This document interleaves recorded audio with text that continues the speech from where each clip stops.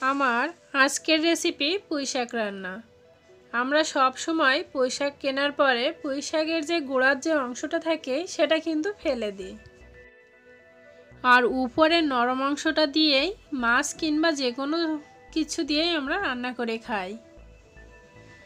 আজকের আয়োজনে আপনাদের জন্য আছে পুঁইশাক রান্নার সহজ একটি রেসিপি। এত মজার একটি রেসিপি না খাইলে কেউ বুঝতে পারবেন না। আসসালামু আলাইকুম everyone, welcome back to my channel. আজকের আয়োজনে যে রেসিপিটি থাকছে চলুন তাহলে দেখে নিই আমাদের কি কি লাগছে। এখানে আমি 3টা ডিম নিয়েছি, আর নিয়ে নিয়েছি পুঁইশাকের গোড়া সাইডের ডাটা, আর নিয়ে নিয়েছি 3টা আলু, আর 100 গ্রামের মতো মুসুরির ডাল। তবে আপনারা যে কোনো ডালটাই কিন্তু ইউজ করতে পারেন। ডিম 3টা আমি এখন সিদ্ধ করে নিব, ডাটাগুলো ছুলে নিব, আলুগুলো এখন ছুলে নিব, ছোট ছোট করে কেটে নিব।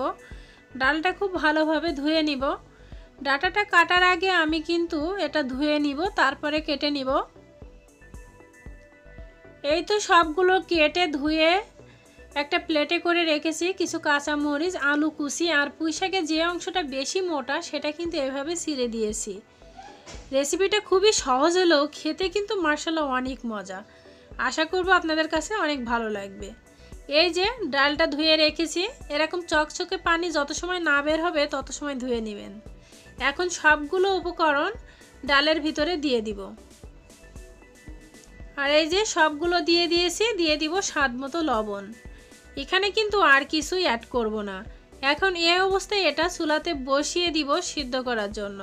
কিছু সময় জাল দিতে দিতে দেখবেন যে এরকম ফেনা ফেনা উঠছে। আপনারা পাশেই দাঁড়িয়ে থাকবেন, না হলে কিন্তু চুলাটা নোংরা হয়ে যাবে।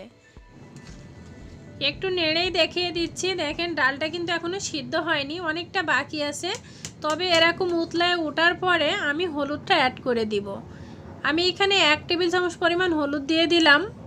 আর এখন জালটা একেবারে কমিয়ে দিয়েছি, মিডিয়াম আছে জালটা দিয়েছি যাতে এটা উতলে না পড়ে। প্রায় 20 মিনিটের মতো সময় লাগছিল আমার এটা সিদ্ধ হতে, আর এটা এখন সিদ্ধ হয়ে গিয়েছে। এখন চুলা থেকে নামিয়ে এতে বাগার দিয়ে নিব। খুবই সহজ একটা রান্না, কিন্তু আপনারা বাসায় এভাবে ট্রাই করবেন।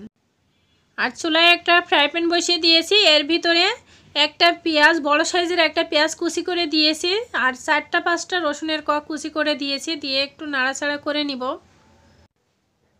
এখন দিয়ে দিলাম 2টা শুকনো মরিচ। একই সাথে সবগুলো ভালোভাবে এরকম লালচে বরণ করে ভেজে এর ভিতরে দিয়ে দিলাম সেই ডাল আর পুঁইশাকের ডাটা। আপনারা চাইলে কিন্তু এটাও ডালের ভিতরে ঢেলে দিতে পারতেন, কিন্তু আমি এইভাবে দিলাম। একটু ছড়ানো পাত্রে হলে দেখতে ভালো লাগে। উপর থেকে একটু ভাজা জিরার গুঁড়া দিয়ে দিলাম, না দিলেও সমস্যা নাই, তবে দিলে ভালো লাগে খেতে। 2-3 মিনিট জাল করার পরে লবণটা ঠিক আছে কিনা সেটা চেক করে ডিমগুলো দিয়ে দিব। তবে আপনারা চাইলে ডিমগুলো একটু ভেজেও নিতে পারেন। আমি আর কি এভাবেই দিয়ে দিলাম।